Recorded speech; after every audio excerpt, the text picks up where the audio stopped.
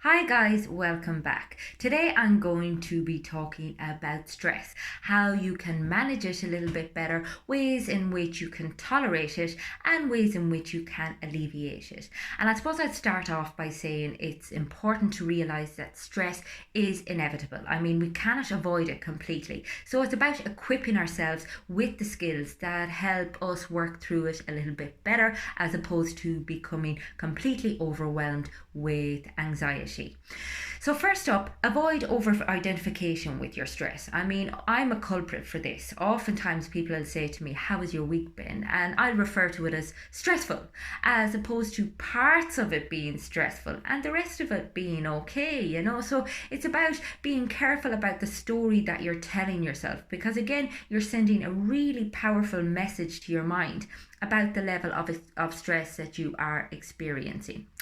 Lower your standards. I mean, so much of our anxiety and stress is caused by us believing that everything in our life has to be perfect and setting similar standards for other people, and ultimately feeling disappointment when we don't meet those standards or when other people don't live up to them. And it's just a horrible way to live. It keeps you in a state of irritability. So if you can learn to let it go, that's not saying that you should have shoddy standards. It's just realizing that not everything has to be perfect.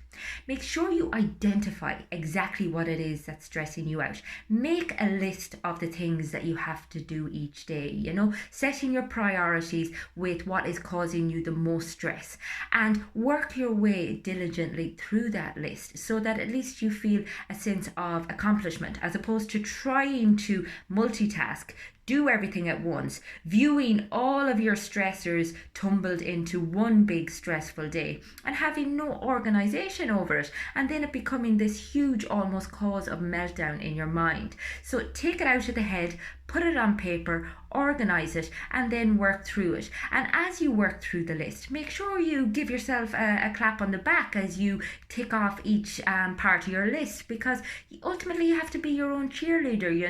Nobody else will maybe recognize you for it, so make sure you're recognizing yourself. Implement a really good morning and nighttime routine.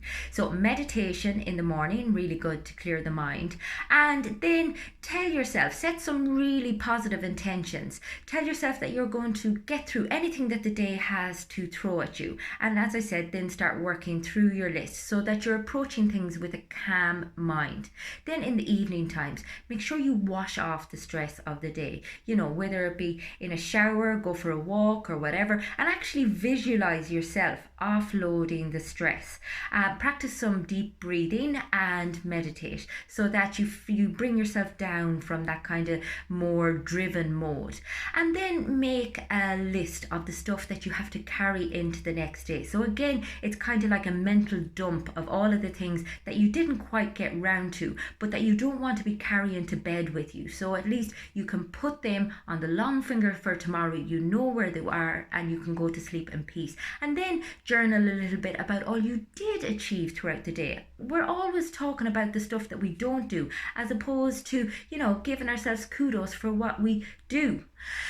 Now, throughout the day, if you find yourself getting overwhelmed, practice box breathing. And this is basically taking a really deep inhale through the nose for a count of 3, hold the breath for a count of 3, exhale slowly out through the mouth for a count of 3, and then pause for a count of 3. Repeat a few times, and this will bring your anxiety levels right back down. It sends a very powerful message to the mind telling you that you are safe, that you can lower your guard a little bit, you can lower the defenses, and practice this throughout the day. Make sure you're taking adequate breaks. Make sure you're taking a step back every so often just to give yourself a bit of perspective. And make sure you keep a sense of humor about your day as well. I mean, nothing in life is that important that you need to be stressed out all of the time. Ask for help if you need it. If you're overwhelmed at work, ask a colleague for help. Ask your manager to rediscuss or renegotiate your workload. I mean, never feel so overwhelmed that there isn't options. If you're overwhelmed with family life, see what you can delegate. Ask your partner for help. Talk to somebody. Even just talking about your stress can take some of the anguish out of it. It can take some of the load off your shoulders. So these are just a few ideas of how you can better equip yourself to deal with stressful living.